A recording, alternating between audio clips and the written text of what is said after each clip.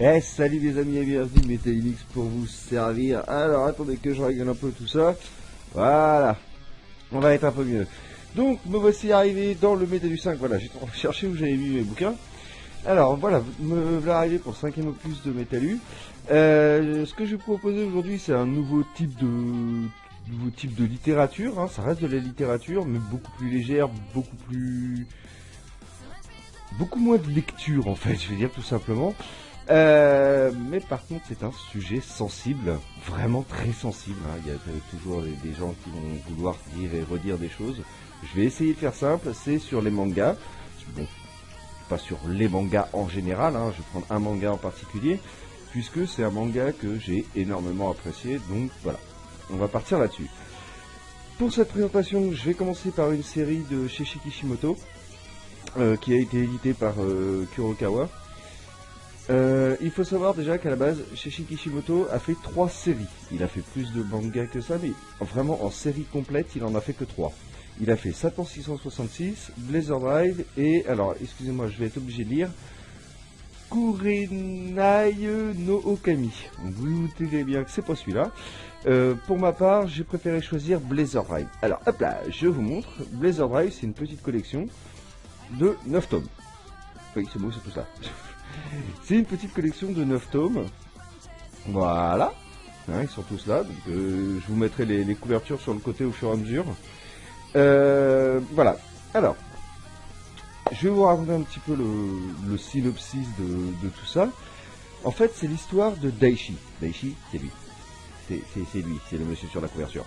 Voilà. Donc c'est l'histoire de Daishi qui va et ça va se passer dans un néo-Tokyo en fait, un Tokyo assez réinventé, assez futuriste. Et toute l'aventure va se passer sur ce qu'ils appellent les Mystikers. Les Mystikers, ce sont des autocollants qui remplacent les énergies en fait. Vous avez des Mystikers de feu, des Mystikers d'électricité, des Mystikers d'eau, de glace, de tout ce que vous voulez. Et en fait, certaines personnes, donc les blazers, vont pouvoir se les coller sur la peau. Alors qu'une personne normale, ça va la brûler ou ça va l'handicaper. Un blazer va pouvoir le coller à même la peau et utiliser cette énergie. Par exemple, il va se mettre un Mystikers feu sur la main, enfin sur le bras, et il va pouvoir lancer une boule de feu. Voilà. Au lieu de le mettre simplement sur une bouilloire, faire le signe et faire chauffer sa bouilloire. Voilà un petit peu comment ça se passe. Maintenant, pourquoi c'est une aventure assez épique? Tout simplement parce que il existe des Mystikers rares et des gangs secrets pour voler les Mystikers aux autres, hein, puisque ça coûte quand même un certain prix. Et donc, ils vont se voler les Mystikers entre eux et surtout, ils vont faire la collection de Mystikers rares. Et donc, Daishi, qui n'a rien à demander à personne, va se retrouver mêlé à toute cette aventure. Et il va se retrouver là-dedans au milieu des blazes et tout ça. Il va rien y comprendre au début et petit à petit il va acquérir un pouvoir, hein, le principe de base d'un manga, je veux dire. Il va acquérir un pouvoir mais dans un univers qui est vraiment très agréable. On y rencontre des personnages complètement cinglés, on y rencontre des personnages féminins. Alors on rencontre plusieurs types de personnages féminins, aussi bien des personnages féminins, comment je vais dire, très très axé sur la mise en avant des formes de la femme, voilà, et également des collégiennes, ce genre de personnages qu'on retrouve dans les yaoi, enfin, pas dans les yaoi, mais dans les, ça y est, je vais pas retrouver le mot, pardon, dans les mangas pour filles. Je vais me faire tuer, mais voilà. Et j'ai perdu ma ligne. Oui, voilà. Donc ce qui me plaît vraiment dans cette série, en fait, c'est aussi bien l'univers dans lequel l'aventure se passe que l'histoire elle-même. Et en seulement 9 tomes, on voit vraiment évoluer le personnage. Il y a des choses qui sont expliquées rétroactivement, donc c'est vraiment très très intéressant sur ce point-là. On y trouve également en petit bonus de fin des petites planches faites par Seishi Kishimoto qui racontent sa vie de mangaka. C'est ce qui est assez rigolo parce que c'est vraiment tourné de façon comique et franchement c'est assez sympa, c'est divertissant. Et on retrouve également quelques petites publications sur Trivial, qui en fait est le manga original tel que lui l'avait présenté à l'éditeur avant que ça devienne Blazer Drive. Donc voilà.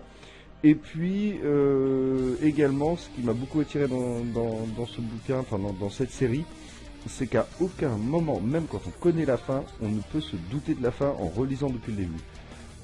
On voit le personnage évoluer, et quand on arrive à la fin, on fait mais c'est tellement bien cousu, tellement bien écrit, enfin, c'est tellement bien emporté que voilà, c'est vraiment plaisant.